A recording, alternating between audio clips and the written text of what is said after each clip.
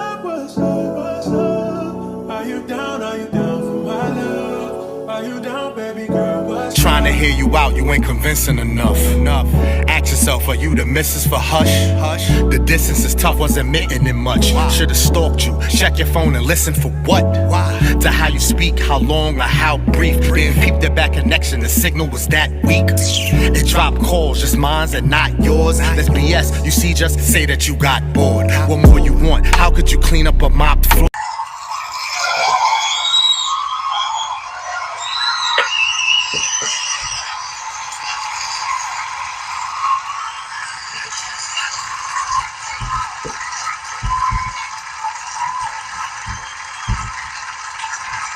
Do it again.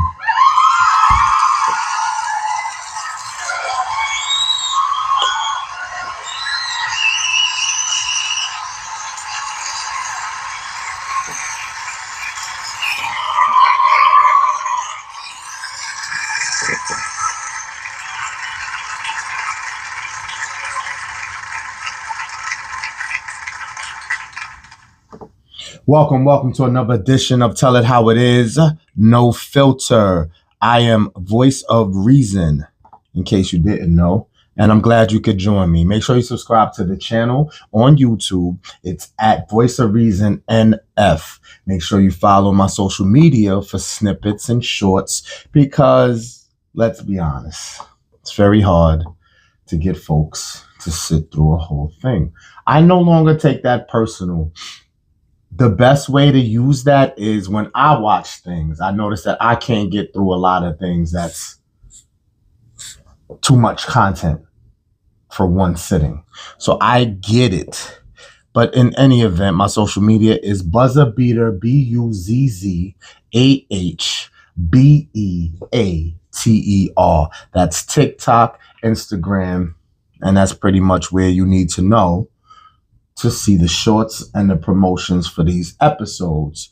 If you have a topic, something to say that you want off record, you can email me at howyostophim35@gmail.com. You do not spell out you, it's HOWUSTOPHIM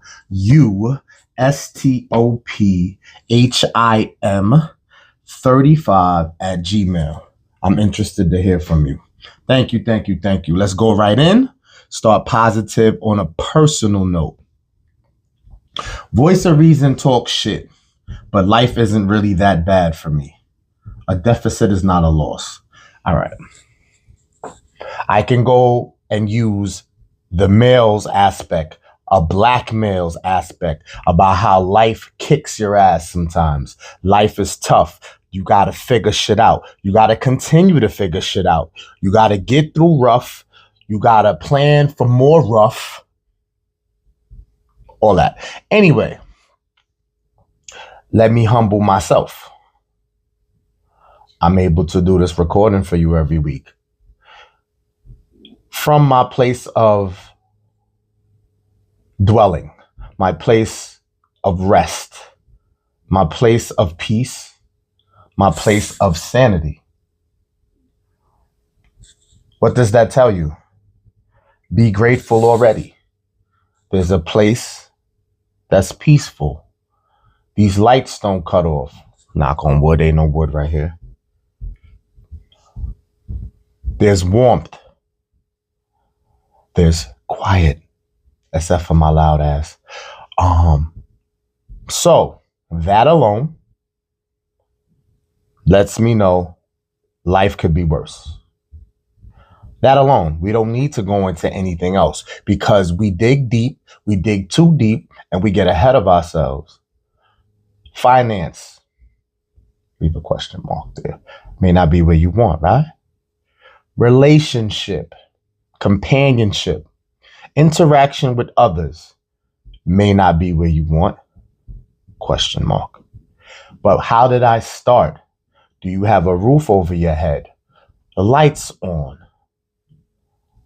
I could distract the whole thing. Forget money, forget people. Everything works. You have all of these. Your legs, taste, touch,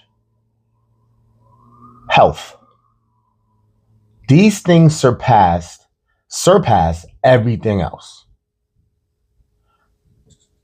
I'm mainly talking to me as I talk to you. I hope you can relate and take from this that this is what I'm using to say life isn't really that bad. And it's a selfish feel to complain about life, to be ungrateful, to want more. It's a selfish way of thinking. But whose back you have the most? Self. There's ways where that's not all negative. The word selfish. It's not all negative. Now, the second part of this, a deficit is not a loss. Humble, grateful, then this comes to your attention. You're not where you want to be. That's not a loss. In fact, every day that you wake up, every day above ground, where you have what I describe, a roof under your head, over your head, all your limbs, taste, touch, lights. That is another chance to overcome whatever you are not comfortable with. It's not over. It's not.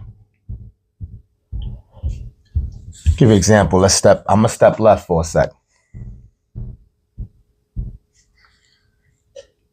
Where I work, trabajo. At first, there's holidays and days that you can't get, like you're expected to work. When you work for a company that's 24/7, 365, there's days you may not be able to get. More so in the beginning. You can't get it, right? I'm showing an example. I'm sticking to the topic. Stay with me. I've reached that time where now I can get almost any holiday off, if not all. And what do? Work most of them. You see, when you can't get something, you want it bad. You can't get that. I want that. Now, when you're able to get it, and let's say you jump the gun and really get it, now you're like, okay, I got it. Now what? Because what we chase isn't always what's for us. May sound like I'm preaching just a little bit. Listen, my beliefs and what I feel or see, I kind of separate from here, but that's not because I care how that's looked at. If I want to travel into that route, I'll create another platform for that. So as far as your religion, because everybody's always nervous about religion and politics, it's not that. I don't care what you think. I do believe in a higher power. I do believe we're here. But I'm not getting into all of that here. All I'm saying is I'm aware. And what's for us will be for us. And what's not won't. You have to get to a stage in life, not even stage or phase. You got to get to this point in life where that's what it is, not a stage or a phase, where it's like, if I'm struggling and stressing for something I think I want, maybe I don't need it. I'm just saying, material or other. A deficit is not a loss. Be grateful. Your life isn't that bad. Trust there's worse. And that's all I got for you on that. Started strong, huh? All right. Is loving someone no matter what, through thick and thin, a delusional way of thinking? As positive as I started, voice of reason is here. It can be delusional. There's many questions though. You want to use time frame? How quick did this love form? How long has this love been going on? Now you can say and judge if it's delusional or not. Efficiently, I don't know, because someone can hear that a couple, especially if they publicize it and put it out there, that they formed in weeks or months, and it's love. Whatever happens, whatever goes left, will get judged because they're going to be accused of not taking their time. But life is hypocritical, and everyone in it, because you can take 10 minutes or 10 years. When it goes left, if it goes left, it will still get judged. There's no pleasing people, which is why you keep them out your business. It was never meant for what you choose to satisfy others. What's good for you should only matter. What you feel is good, what you feel brings you peace, what you feel keeps you happy, what you feel looks beautiful, again, selfish isn't always negative. I think I'm on a roll today. Anyway, there are examples and cases where loving someone no matter what, and legally in a marriage, that's worth it. But keyword marriage, you may exercise this a lot more. The problem with today's society, we don't have patience. We don't really fight. You know what I mean? So just dating, just boyfriend, girlfriend. And as I get older, that title, that's why they probably say, that's probably why they change it, lady, my man. Because that boyfriend, girlfriend thing, we outgrow that. Ain't no boyfriend, girlfriend, high 30s to 40s. Boyfriend, girlfriend gives college and younger. It's my boyfriend. It's my girlfriend. You know? Definitely grown up shit is she has a man or that's my lady. But that's going on a tandem. We don't have patience. So when we only titled as that's my lady, that's her man, this no matter what. The thing is, ambitious people who don't give up easily in other endeavors. I've used me already, but I'll use me again. People who know me music-wise, this podcast, totally different time frames though. The podcast is roughly newer. You can still see the consistency in it. But my music, as I have the throwback. How long? Let's not go there. That is so old. That might be older than my kid. He might have been here. Anyway, to know the separation of where to be hungry, ambitious, and don't quit, and where not to, sometimes get blurred. Because if your overall passion is don't quit, you may get caught up in something like this. You may. I'm just saying that have energy for things that's worth it. You need examples and receipts for you, not for anybody else, for you. If you have the receipts, the energy, and the feel that says this is worth fighting for no matter what internally, then it's not delusional to think no matter what. So this can't be judged from a scale. This is per individual, per person. But just understand it can be. Again, it gets blurred. If you're a motivational, ambitious, strong person and things that you do and try to achieve, you may apply this here incorrectly. But also not to let it off the hook. If you're subpar, if you're mild, like, you don't super chase dreams, you don't go super hard, you do, within parameters, but then you choose to go hard there.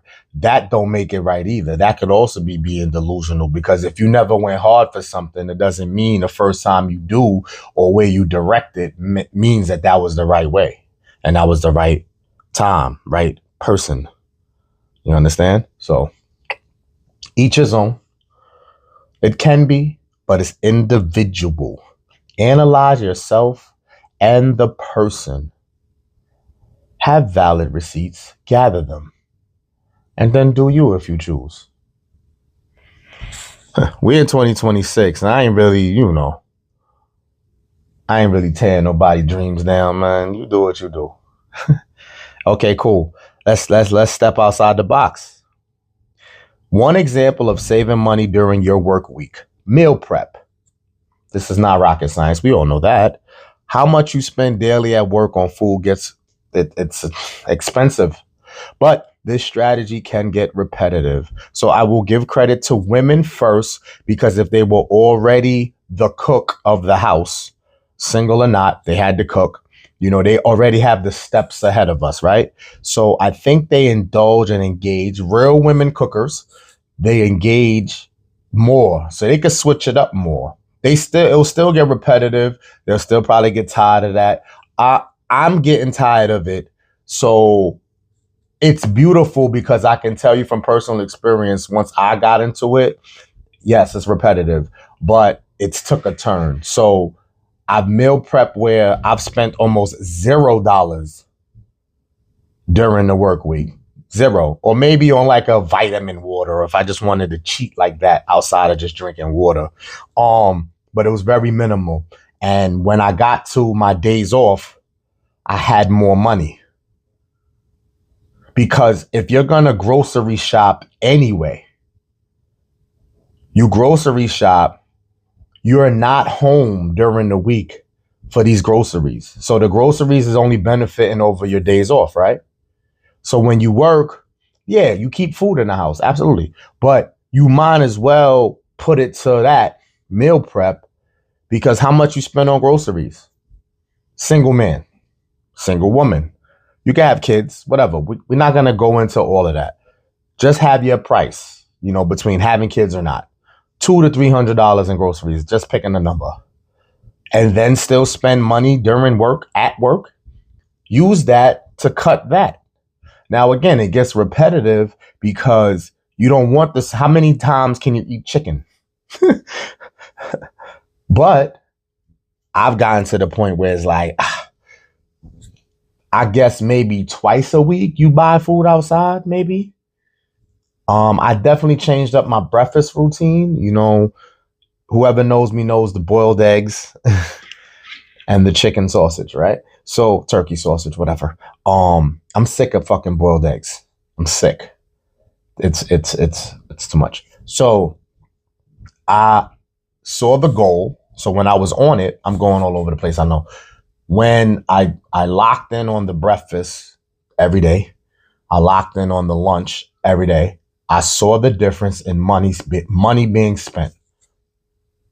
I've gotten tired. So now the breakfast routine I do every other day. So that's 2 days a week. I probably have to buy breakfast outside. Still, there's a money saved. It's not the numbers it was when I was all the way locked in, but money is still saved. 2 days outside breakfast, cool. Yes, I said that we could switch it up. So I don't have to always stick to boiled eggs and the chicken sausage. But there's other dynamics why I'm limited. We're not going to go too personal here. Anyway, 2 days breakfast outside. Lunch-wise, I still probably will bring lunch every day. So maybe only one lunch outside is spent. Maybe two. But so what? Fellas, this is a start. If you you work 5 days right now, you do none of this, you're spending breakfast and lunch 5 days. No matter how much you try to minimize and be cost efficient, you're still at a loss. If you attempt this, you could slow walk this thing. Make something that lasts 3 days. Do breakfast 2 days. You're still saving your bread, because again, if we go back to grocery shopping, make that work for you here. If possible. All right. Stop falling for the bar set because you're attracted to that person. More so, guys. Because why? Guys use visual. Women get caught up too. But the point of this is going back to loving someone no matter what. If a person you're engaging with, the person you like, you have interests, appeal, has a bar set, and you know it's challenging, there's a difference between it being challenging and overwhelming because you know yourself. They set a bar that you know will overwhelm you, stress you over the long run. So what we do is gamble. We roll dice a lot because someone can set a bar. You can tell yourselves, that ain't the real bar. Let me go along with this because they're going to eventually lower that bar. Then they don't lower the bar. Now, depending on how positive this makes you, how better a person, because some things that start off like this can make you a better person if their bar set is of genuine and good intent. So sometimes that push is needed. So I won't say all negative, but you know the bar set that ain't for you. If it's finances, material, get it? So just hang that up. And don't even attempt that early on. Don't sit there, because if it wasn't genuine to begin with and then they lower the bar, that is really not for you. So you going to pretend to be this and say that and you didn't mean it and it was not a good thing to have anyway. I really can't trust who you are. But if you have a bar set for something genuine, challenging that could make me a better person, and then you lower the bar, that's not necessarily as bad because they can just see the potential in you and stop being so uppity about it. They letting you in because they see you willing to do the work. So there's a difference there. That also can have a negative catch to an extent, but it's safer to go for somebody who's on the up and up with a high bar set than somebody who's material, money, and set that bar. And I said this in many occasions where that chasing that ain't no good for you. You know what I'm saying? So just learn the differences, pay attention to the people, and know to not give yourself certain challenges, especially at this stage of the game in your life. You feel me? So that's all I got for you on that. So till the next time, you know my 3 Ps. Stay positive, stay pushing, and stay progressive. Peace.